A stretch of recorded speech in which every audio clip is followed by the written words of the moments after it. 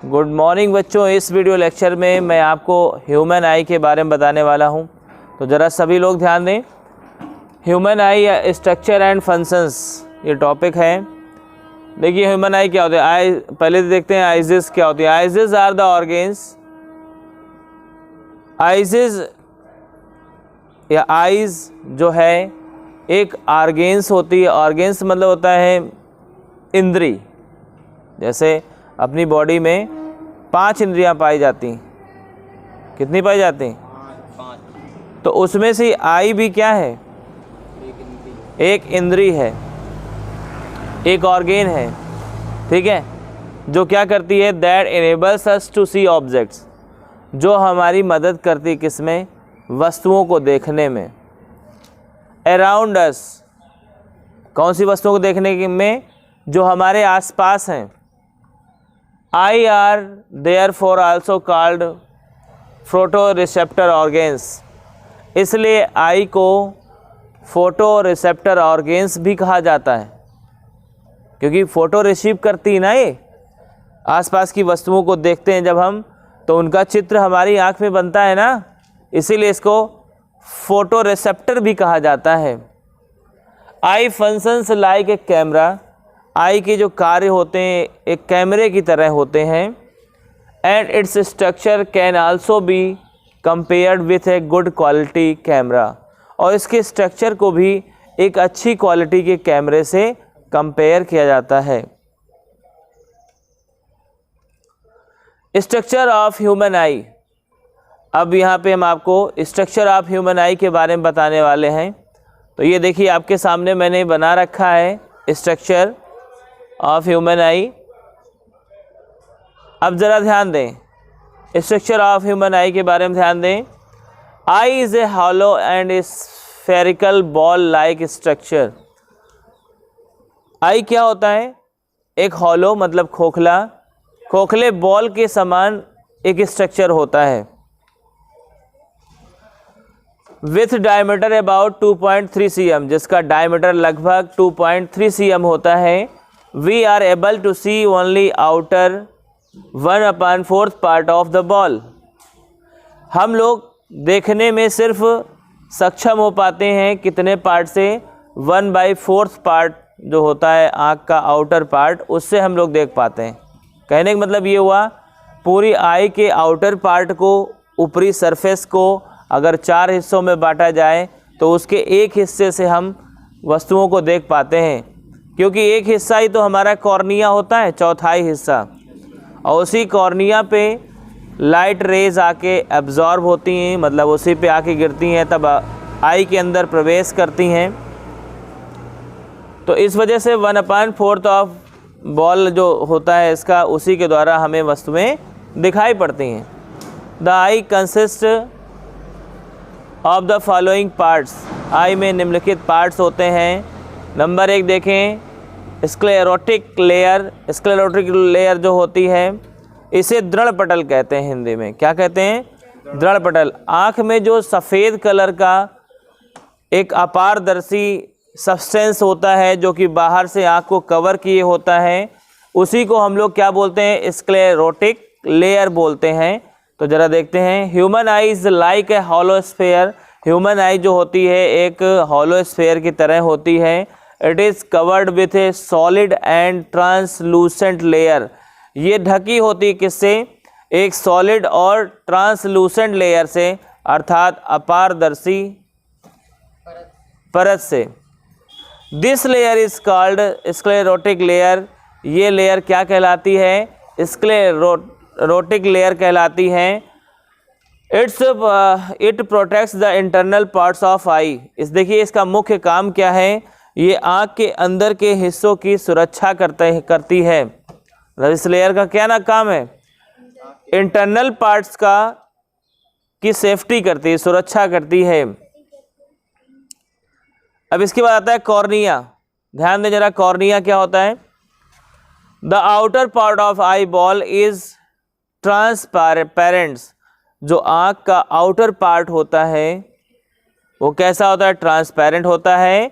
And slightly bulged out, और थोड़ा सा आगे की तरफ निकला हुआ होता है। बल्ज आउट मतलब उभरा हुआ या निकला हुआ होता है।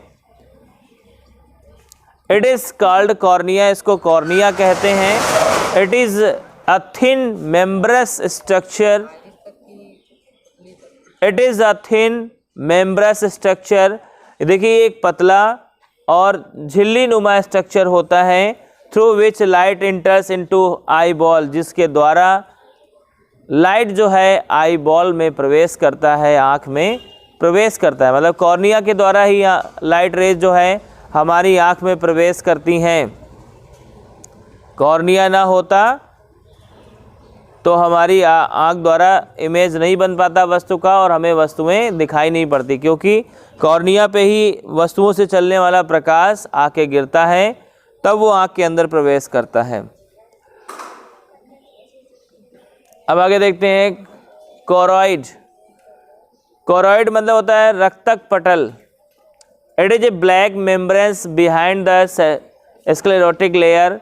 देखिए दृढ़ पटल के पीछे वाले हिस्से में क्या होता है, एक प्रकार की काले रंग की झिल्ली होती है। ब्लैक मेम्ब्रेंस मतलब काले रंग की झिल्ली होती है। It absorbs the light incident on it. ये क्या, इसका काम क्या होता है, इस पर पड़ने वाली पूरी प्रकाश की किरणों को अवशोषित कर लेती है, मतलब एब्जॉर्ब कर लेती है।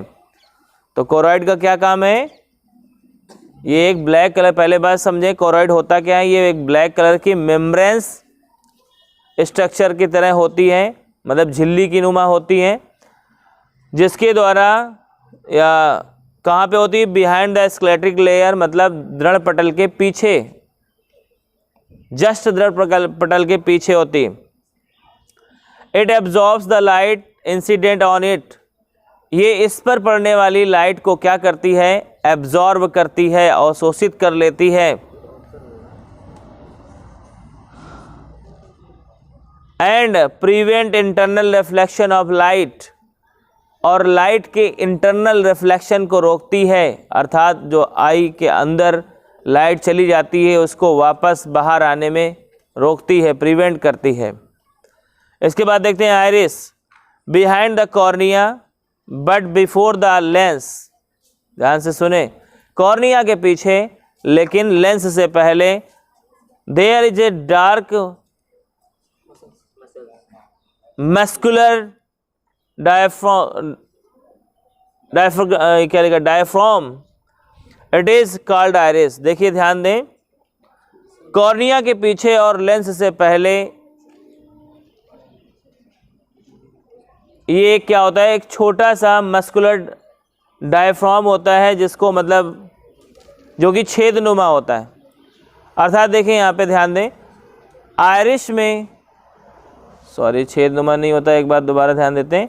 Behind cornea but before the lens there is a dark muscular diaphragm, it is called iris. Cornea के पीछे एक कलरफुल पर्दा होता है, बहुत ध्यान समझें, जिसको हम लोग क्या कहते हैं, आइरिस कहते हैं। इसी आइरिस की वजह से सभी की आँखों का जो कलर होता है काफ़ी चेंज नज़र आता है, क्योंकि उनके पर्दे के कलर में काफ़ी चेंज होता है। तो बेटा आइरिस हो गया। अब ध्यान रखें, आइरिस के बाद आता है प्यूपिल। प्यूपिल मतलब होता है पुतली या नेत्र तारा। तो देखिए आइरिस के बीचों बीच एक छोटा सा छेद होता है, जिसे हम लोग क्या कहते हैं, प्यूपिल या नेत्र तारा कहते हैं। हिंदी में नेत्र तारा या पुतली कहते हैं, इंग्लिश में इसको प्यूपिल बोलते हैं। तो इसी आइरिस नाम के पर्दे में क्या होता है, एक छोटा सा बीचों बीच छेद होता है। अच्छा, आइरिस नाम का जो पर्दा है ये क्या करता है, पुतली के आकार को एडजस्ट करता है। क्या करता है, आइरिस नाम के पर्दे का काम क्या होता है, पुतली के आकार को एडजस्ट करना। पुतली जैसा कि बताते हैं कि पीपल की विशेषता होती है, एक स्पेशलिटी होती है उसकी, कि वो अधिक प्रकाश में, मतलब अगर मोर लाइट होगी तो क्या होगा, पुतली का शेप जो है छोटा हो जाएगा, और लेस लाइट होगी तो पुतली का शेप बड़ा हो जाता है। ये पुतली की स्पेशलिटी, ध्यान दें। तो इसमें आई लेंस जो है बहुत ही महत्वपूर्ण अंग होता है आँख का। और ये कॉर्निया के पीछे, कॉर्निया के बाद एक इसमें एक्वस ह्यूमर भरा होता है। एक्वस ह्यूमर के बाद आपका आई लेंस पाया जाता है। आई लेंस जो है प्रोटीन का बना होता है। किसका बना होता है?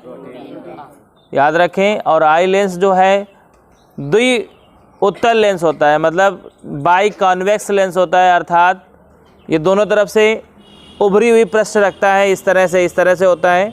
लेकिन याद रखें इसका जो, ऐसे आप फिगर में देख सकते हैं, इस तरह का ये उत्तल लेंस होता है। ऐसे ये अंदर की तरफ थोड़ा ज़्यादा उभरा होता है। इसका मतलब ये होता है कि अंदर की इसकी कर्वनेस जो होती है अंदर की तरफ ज़्यादा होती है, बाहर की तरफ कम होती।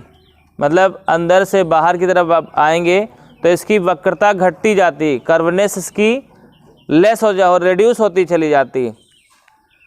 तो ज़रा ध्यान दें क्या लिखा हुआ है, देखें। आई लेंस क्या है? बिहाइंड द कॉर्निया, कॉर्निया के पीछे देयर इज ए ट्रांसपेरेंट, एक पारदर्शी बाई कॉन्वेक्स। बाई कॉन्वेक्स का मतलब दोनों पृष्ठ के उभरे हुए।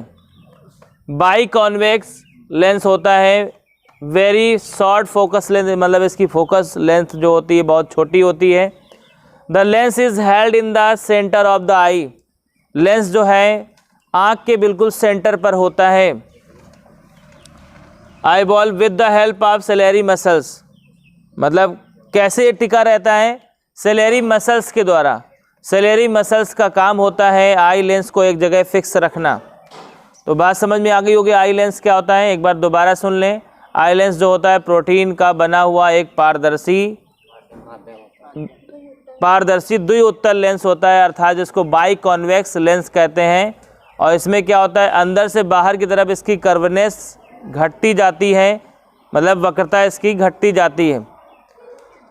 और ये किसके किसके बीच में होता है? बिल्कुल ये आई बॉल के जस्ट मिडिल में होता है, जस्ट मध्य में होता है। कहाँ पे होता है?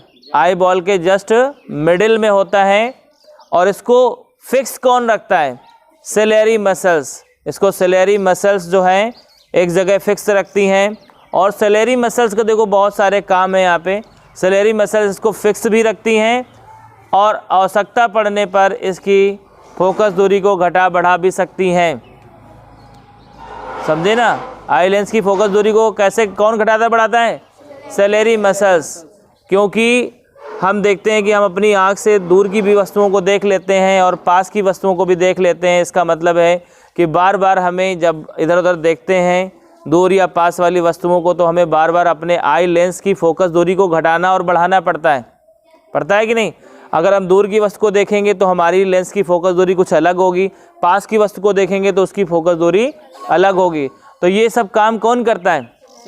Salary muscles. सेलेरी मसल्स बहुत इंपॉर्टेंट चीज़ें होती हैं, ये इंपॉर्टेंट नर्व्स टाइप होती हैं। अगर ये ना होती तो शायद आई लेंस हमारा टिका न रहता और आई लेंस अपनी जगह से अपनी पोजीशन छोड़ देता और हमारा जो फिगर है रेटिना पर नहीं बन पाता और हम वस्तुओं को नहीं देख पाते। तो ज़रा देखते हैं अगला पॉइंट इसमें क्या है। सेलेरी मसल्स ही दिया हुआ है, ज़रा ध्यान दें। Salary muscles keep the eye lens in proper position. Salary muscles का क्या काम होता है? ये हमारे आई लेंस को क्या करती हैं? प्रॉपर पोजीशन पे रखती हैं। ठीक है। The focus length of eye lens can be change by changing its shape. Salary muscles का काम है लेंस का शेप बदल करके, या सेलेरी मसल्स लेंस का शेप बदल देती हैं, जिससे कि क्या होता है कि इसकी फोकस लेंथ को बदला जा सकता है, चेंज किया जा सकता है by the action of salary muscles. Salary muscles के काम के द्वारा। बात समझ में आ रही? सेलेरी मसल का क्या काम है? यस, लेंस को, आई लेंस को एक जगह फिक्स रखना और वस्तुओं को दूर या पास वाली वस्तुओं को देखने के लिए आवश्यकता अनुसार लेंस की फोकस दूरी को घटाना या बढ़ाने का काम कौन करता है? Salary muscles. अब ज़रा ध्यान दें।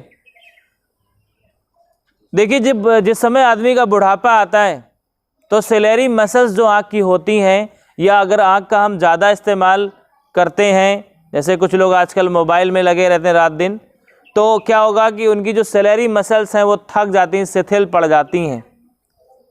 शिथिल होने की वजह से उनमें वो क्षमता नहीं रह पाती जिससे कि आई लेंस को एक जगह फिक्स रखें, तो फिर मानव की नेत्र में दृष्टि दोष आ जाता है। दृष्टि दोष आने का मतलब उनको वस्तु में स्पष्ट दिखाई नहीं देती, क्योंकि आई लेंस फिक्स नहीं रह पाता अपनी जगह पे। समझ में आया?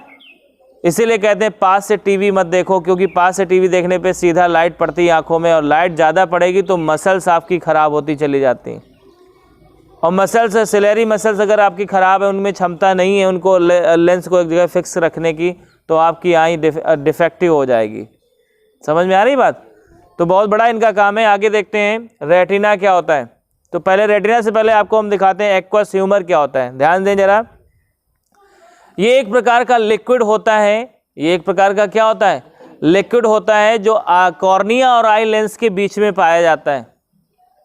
ठीक है, ये एक प्रकार का क्या है? लिक्विड है, जो किसके बीच में पाया जाता है? कॉर्निया और आई लेंस के बीच में पाया जाता है। क्या कहते हैं इस लिक्विड को? एक्वस ह्यूमर कहते हैं। क्या कहते हैं? इसके बाद बेटा आई लेंस और रेटिना। रेटिना आप जानते हो आँख के पिछले वाले हिस्से पे होती है, सबसे लास्ट में होती है, वहीं पे वस्तु का फिगर बनता है। तो आई लेंस और रेटिना के बीच में भी एक लिक्विड पाया जाता है, जिसको इंग्लिश में हिंदी में कहते हैं काचाभ द्रव, और इंग्लिश में कहते हैं विट्रस ह्यूमर। क्या कहते हैं? तो आपकी दूसरी देखो डेफिनेशन आ गई, विट्रस ह्यूमर। तो ये भी क्या है? एक प्रकार का गाढ़ा कॉन्सेंट्रेटेड लिक्विड होता है, ट्रांसपेरेंट लिक्विड। कैसा?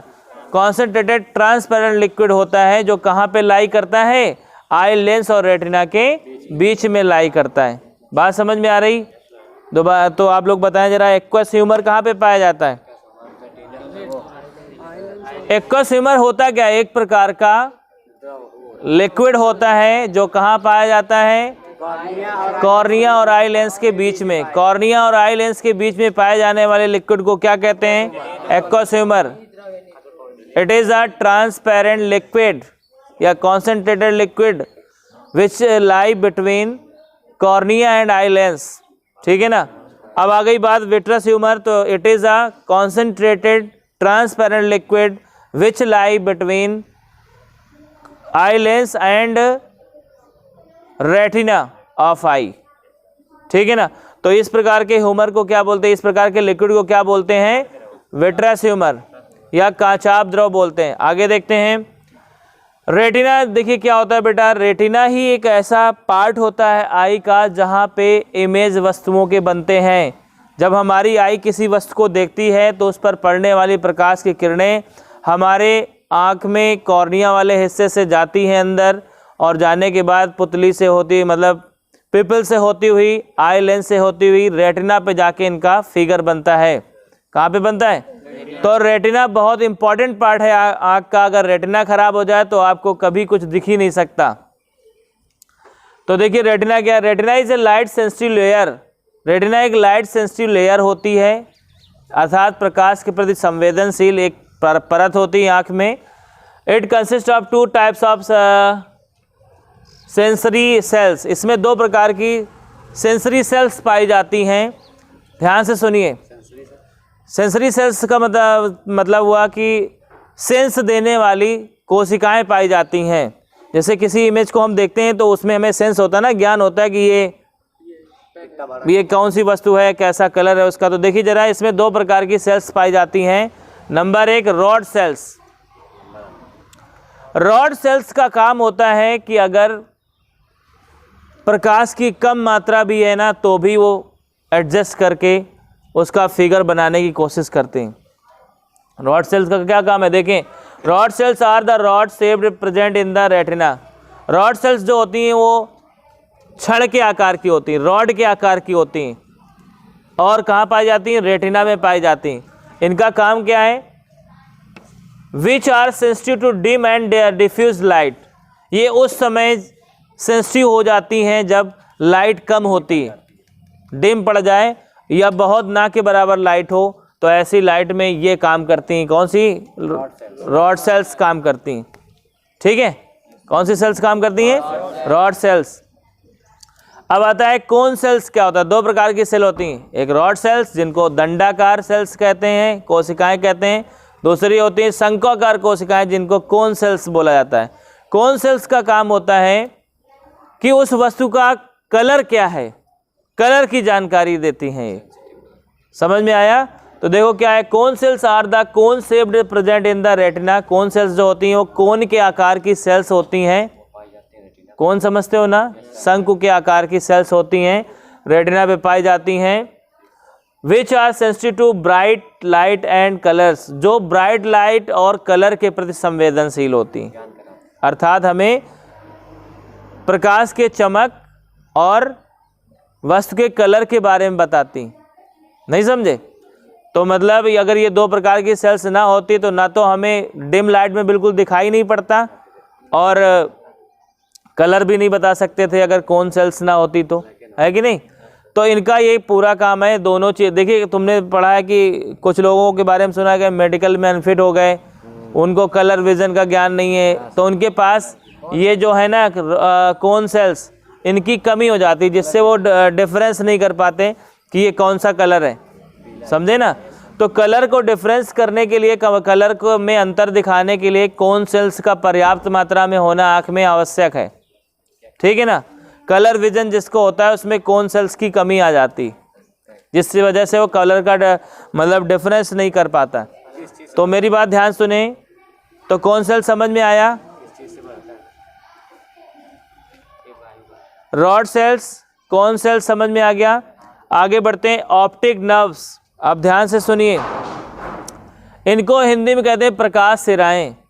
रेटिना पर ये भी कुछ कोशिकाएं पाई जाती हैं जिनको हम लोग क्या कहते हैं, ऑप्टिक नर्व्स कहते हैं। इनका मुख्य काम होता है जब रेटिना पे फिगर बन जाए तो उस फिगर की जानकारी माइंड तक पहुंचाना होता है।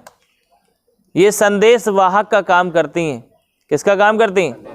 मतलब जो फिगर आँख की रेटिना पर बनता है उसका संदेश ये माइंड तक पहुंचाती हैं, और माइंड में ऐसी क्वालिटी होती है जो उस फिगर को सीधा करके देख लेता है, जबकि फिगर रेटिना पे उल्टा बनता है। क्योंकि आपने अभी तक पढ़ा था लेंस द्वारा वास्तविक इमेज कब बनता है, जब वो उल्टा बने, प्रिंसिपल एक्सिस के नीचे बनता है कि नहीं? तो वही बात है इसमें। देखते हैं जरा ऑप्टिक नर्व क्या है। It is a thick sensory nerve. ये थिक मतलब मोटी, सेंसरी मतलब सेंस रखने वाली नर्व होती है। That originate from the arise from the retina and goes up to the brain. ये नर्व्स का काम क्या होता है? ये नर्व्स रेटिना से उठती हैं और कहाँ तक जाती हैं? ब्रेन तक जाती हैं। So retina sends the impulse to the brain. इसलिए रेटिना क्या करता है? इम्पल्स भेजता है, मैसेज भेजता है। किसको? ब्रेन को, through optic nerves, optic nerves के द्वारा। तो आपको समझ में आ रहा होगा ऑप्टिक नर्व्स क्या होता है और क्यों आवश्यक है। संदेश वाहक का काम करती हैं ऑप्टिक नर्व्स। ऑप्टिक नर्व्स को हिंदी में क्या कहते हैं? प्रकाश सिराएं। ये कहाँ पे पाई जाती हैं? रेटिना पे। आप देख रहे हो रेटिना में क्या क्या पाया जा रहा है। अभी आपको एक पॉइंट बताना पड़ेगा, yellow spot and blind spot, ये भी रेटिना में पाए जाते हैं। ये नेक्स्ट वीडियो में बताएंगे, तो जरा ध्यान दें यहाँ पे। अब इसको हिंदी में देखते हैं।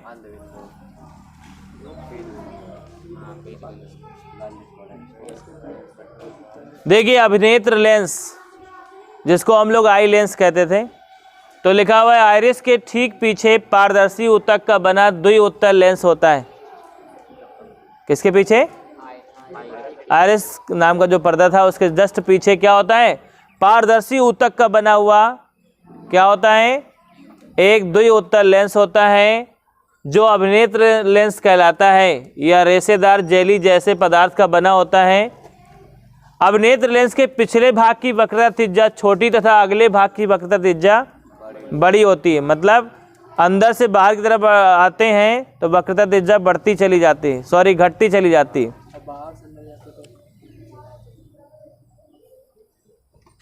यह अनेक परतों से मिलकर बना होता है। बहुत ध्यान समझें, आई लेंस जो है वो कैसे बना होता है? अनेक लेयर से मिलकर बना होता है, जिनके अपवर्तनांक बाहर से अंदर की ओर बढ़ते जाते हैं। ठीक है, तथा मध्य अपवर्तनांक लगभग 1.44 होता है। मतलब आई लेंस का जो रिफ्रैक्टिव इंडेक्स होता है लगभग कितना होता है? 1.44। अब आया पश्चमाभी पेशियाँ। पश्चमाभी पेशियाँ का मतलब होता है सेलेरी मसल्स। अभी आपको मैंने सेलेरी मसल्स के बारे में बताया था। बताइए, अभिनेत्र लेंस अपने ही स्थान पर पश्चमाभी पेशियों के बीच टिका रहता है। अभिनेत्र लेंस अपने स्थान पर फिक्स क्यों रहता है? पश्चमाभी पेशियों की वजह से टिका रहता है। पश्चमाभी पेशियों द्वारा लेंस पर अधिक अथवा कम दबाव डालकर लेंस की वक्रता त्रिज्याओं को बढ़ाया अथवा घटाया जा सकता है। पश्चमाभी पेशियों द्वारा अभिनेत्र लेंस पर अधिक दबाव या कम दबाव डाल करके उसकी फोकस लेंथ को क्या किया जा सकता है? फोकस दूरी को घटाया या बढ़ाया जा सकता है या बदली जा सकती है, और लेंस द्वारा दूर एवं पास वाली वस्तुओं को आसानी से देखा जा सकता है, या वस्तुओं का प्रतिबिंब रेटिना पर बन जाता है। इस प्रकार दूर एवं पास वाली वस्तुओं को देख सकते हैं हम। ठीक है, इस प्रकार हम क्या कर सकते हैं? दूर तथा पास वाली वस्तुओं को बड़ी आसानी के साथ देख सकते हैं। तो बताओ, अगर ये पश्चमाभी पेशियां ना होती तो क्या वस्तुओं को देख पाते? भाई लेंस का फोकस दूरी नहीं एडजस्ट कर पाते।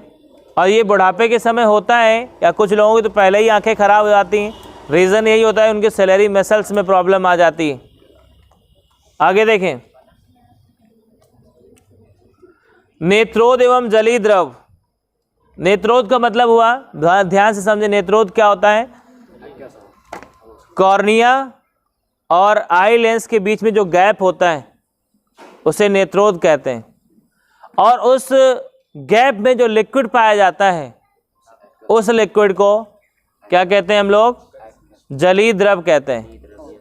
देखिए, कॉर्निया तथा लेंस के बीच का भाग नेत्रोद कहलाता है, या जिसमें जल के समान एक नमकीन पदार्थ द्रव भरा रहता है, इसे जलीय द्रव कहते हैं। क्या कहते हैं? और इसका अपवर्तनांक 1.3336 होता है।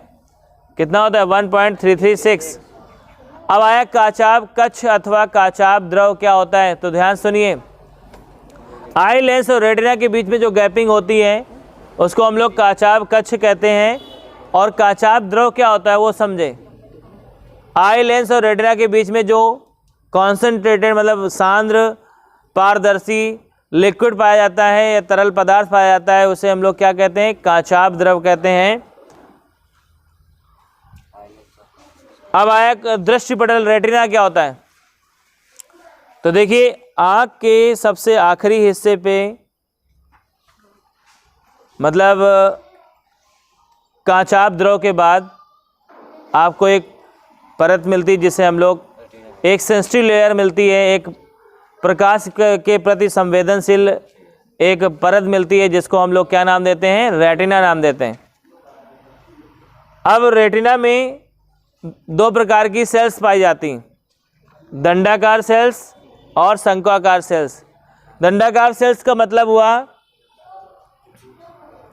ये दंड के आकार की सेल्स होती हैं जिनका काम होता है कि कम प्रकाश में भी वस्तुओं को दिखाने में सहायक होती हैं। ठीक है ना।